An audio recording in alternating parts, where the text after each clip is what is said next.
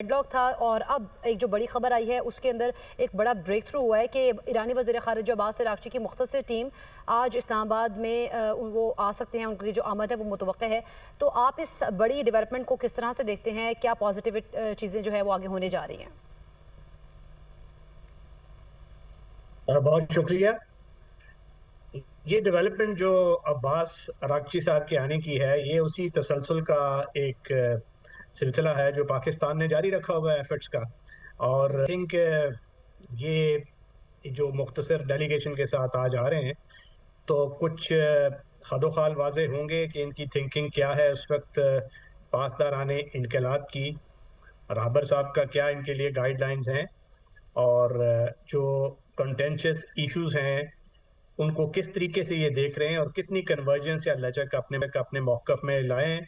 और अगला जो राउंड अगर यहाँ पे इस्लामाबाद में होना है शुरू, तो उसके लिए इनकी तवक्कुआत क्या हैं और कहाँ तक ये लचक लाने के लिए तैयार हैं। तो आई थिंक ये उसके लिए एक सेशन होगा। अच्छी बात है कि ये तशरीफ़ ले आए हैं, और ये जो अफवाहों का एक तूमार बांधा हुआ था ख़ास तौर पे भारतीय मीडिया ने कि वहाँ से ईरान से कोई मुतवक्को जवाब नहीं है और पाकिस्तान जो है वो is up against a wall, तो एटलीस्ट वो rumours have been laid to rest.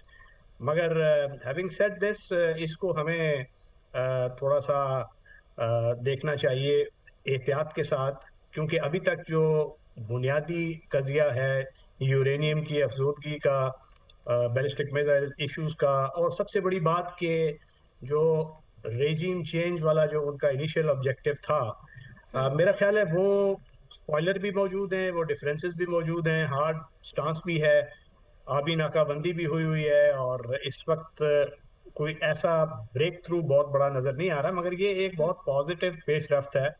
Islamabad एक एक बार फिर वो एक वेन्यू बन गया है, और फॉरेन मिनिस्टर का आना एक ऐसे मुल्क का जो इस वक्त जंग में मसरूफ़ है, ये बहुत बड़ी अचीवमेंट है अगेन ऑन डिप्लोमेटिक फ्रंट। और ये अप्स एंड डाउन्स भी आएंगे, उतार चढ़ाव आएगा, सब्र आजमा किस्म की ये निगोशिएशंस हैं।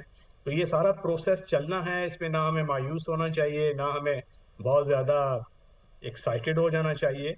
रियलिस्टिकली तमाम चीज़ों को देखना चाहिए। और अच्छी बात है आज ये आके एटलीस्ट इनका मौक़िफ़ पता चलेगा कि कहाँ पे चीज़ें जो हैं वो इस वक्त कन्वर्जेंस के पॉइंट ऑफ व्यू से कहाँ पहुँची हैं। बहुत सी चीज़ें जब ऐसी सिफारतकारी हो रही होती है तो उसको बाहर हेडलाइन डिप्लोमेसी नहीं की जाती, और फॉर द राइट रीजंस, मगर एटलीस्ट एक जनरल उसका जो इंडिकेशन पॉजिटिव है। अच्छा, राशिद साहब, जिस तरह से अभी कल ही अमेरिकी सदर डोनाल्ड ट्रंप की जानिब से बयान आया कि जुमा को मुज़ाकरात का दूसरा जो दौर है वो मुतवक्के है, और जिस तरह से उनके पहले बयान आते रहे कि पीर को जा रही है टीम, मंगल को जा रही है, बुध को जा रही है, सभी ने उनको कंसिडर किया कि शायद ये जुमे की जो उन्होंने बात कही है वो भी हवा में ही बात की है। लेकिन अब हम इसको होता हुआ देख रहे हैं रियलिस्टिकली कि ईरान की जानिब से भी बर्फ़ पिघली है। तो आपको लगता है कि अब जो चीज़ें हैं वो यकीनी तौर पर ब्रेक थ्रू होगा, चीज़ों में कुछ चेंजिंग आएगी, और फिर हार्ड लाइनर तो दोनों जानिब ही मौजूद हैं, मेन जो डेडलॉक है वो न्यूक्लियर एनरिचमेंट के हवाले से होगा? जी बिल्कुल, मेन डेडलॉक न्यूक्लियर एनरिचमेंट के हवाले से भी है, मिसाइल रेंजेस और उनकी जो कैपेबिलिटी है उसके हवाले से भी है, इसराइल को जो थ्रेट पैरानोया है प्रॉक्सी से उसके हवाले से भी है, ईरानियों का कंसर्न सैंक्शंस उठाने से मुतालिक भी है। तो ये सारे कंटेंट, ये 3-4 ऐसे इश्यूज हैं जो शुरू में ज़्यादा इस पे जोर देंगे, और बाकी जो निस्बतन इससे एलाइड इश्यूज हैं वो सारे they will fall in place.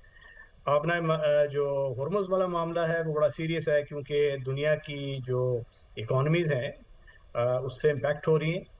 चीन, Japan, south Korea, India, Pakistan, even European union के जो जेट फ्यूल है उसकी खासी कसीर तादाद यहाँ से जाती है। और चूंकि ये पेट्रोलियम मार्केट्स आपस में जुड़ी होती हैं, तो ये जब बिडिंग होती है तो उतार चढ़ाव से फ़र्क ज़रूर पड़ता है। अब आपना ये हुर्मुज़ पे चूंकि इन्होंने दोबारा एक कंट्रोल संभाला हुआ है, और फिर काउंटर ब्लॉकेड एक लगा हुआ है, और ब्लॉकेड एक एक्ट ऑफ वार होता है इंटरनेशनल लॉ के मुताबिक। और इस वक्त चूंकि जंग जारी है, इसका मतलब है अगर आपकी आबी नाकाबंदी की हुई हो तो फिर तो जंग जारी होती है। तो जब तक इसमें कोई मेजर ब्रेक थ्रू नहीं आएगा, क्योंकि अमेरिकी ये समझते हैं कि वो इस वक्त काफ़ी स्ट्रॉन्ग पोजीशन में हैं। ईरानी जो है उनको नुकसान बहुत हो चुका है, 200 अरब बिलियन डॉलर का उनका इंफ्रास्ट्रक्चर लॉस है, और वो इस वक्त इस पोजीशन में नहीं है कि बहुत लॉन्ग ड्रॉन आउट खींच सकें इस जंग को, क्योंकि उनकी जो मईशत का इन्हिसार सारा ऑयल एक्सपोर्ट्स पे था, और ऑयल एक्सपोर्ट्स इस वक्त वहाँ से जाने नहीं दे रहे, क्योंकि वो टैंकर्स को रोक रहे हैं। अभी नाकाबंदी की हुई है डिस्टेंट, जिसको ब्लॉकेड कहते हैं टेक्निकल टर्म्स में। तो वो ये तवक्को कर रहे हैं सदर ट्रंप और उनकी टीम के इसका बहुत इम्पैक्ट होगा, क्योंकि स्टोरेजेस जो हैं वो महदूद होते हैं, और एक ख़ास स्टेज के बाद वो स्टोरेज में गुंजाइश नहीं रह जाती अगर आपका तेल निकल ना रहा हो। तो ईरानी अगर वो ऐसा मरहला आ जाता है तो फिर उनके जो वेल्स होते हैं, जो तेल के कुएं, उसमें मसाइल आ जाते हैं, क्योंकि वो रुक जाती है उसके अंदर से ड्रिलिंग, और फिर बहुत कसीर आपको चाहिए, एफर्ट चाहिए, टाइम चाहिए ताकि उसको दोबारा करें। तो वो भी एक सीरियस चीज़ होगी जिसको मेरा ख्याल है ये एक्सपेक्ट कर रहे हैं अमेरिकन के, उसको एज अ लेवरेज इस्तेमाल करके इनको निगोशिएटिंग टेबल पे लाएं। मगर इनका मौकफ इक्वली हार्डन्ड है, और इन्होंने कंसीड इस वक्त नहीं किया अपेरेंटली। तो अब आगे पता चलेगा जैसे जैसे ये मामला जाते हैं कि कितनी लचक का मुजाहरा करते हैं दोनों फरीक। राशिद वली साहब, पाकिस्तान की जो सिचुएशन है वो कितनी चैलेंजिंग है, चूँकि हमारे हमसाय ममालिक की जानिब से भी बहुत सारे रूमर्स थे कि पाकिस्तान की जो दूसरे दौर के हवाले से जो बातें हैं वो शायद हवा में कर रहा है, लेकिन अभी जो हम देख रहे हैं पाकिस्तान ने बैक चैनल डिप्लोमेसी की, दोनों ममालिक के साथ राब्ते में रहा, और अब उसका नतीजा भी हम देख रहे हैं कि ईरानी वज़ीर ख़ारिजा अब्बास अराग़ची की जो टीम है वो आज रात इस्लामाबाद आ रही है। देखिए, ये जितनी भी रूमर्स होती हैं ये वो डिट्रैक्टर्स हैं, जिनको कोई मौका हाथ से जाने नहीं देते। वो तो इस ताक में होते हैं अगर पाकिस्तान ने कोई बहुत कारनामा भी अंजाम दे लिया है तो वो उसको निगेट करने की कोशिश करेंगे। भारत इस अरावल दस्ते में है, और बदकिस्मती से हमारे लोग भी उसके साथ मिल जाते हैं अपने शॉर्ट टर्म एक्सपीडियंट पॉलिटिक्स के लिए।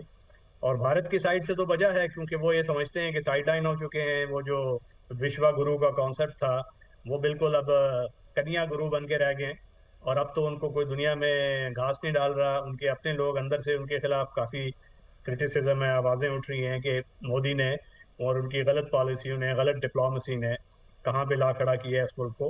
और वो स्टेज में है कि सदर ट्रंप उनको हेल होल कह रहे हैं इंडिया को, और वो सदर मोदी आगे से बड़ी ऐसी स्टेटमेंट दे रहे हैं जो कि एक खुद मुख्तार मुल्क को जेब नहीं देती।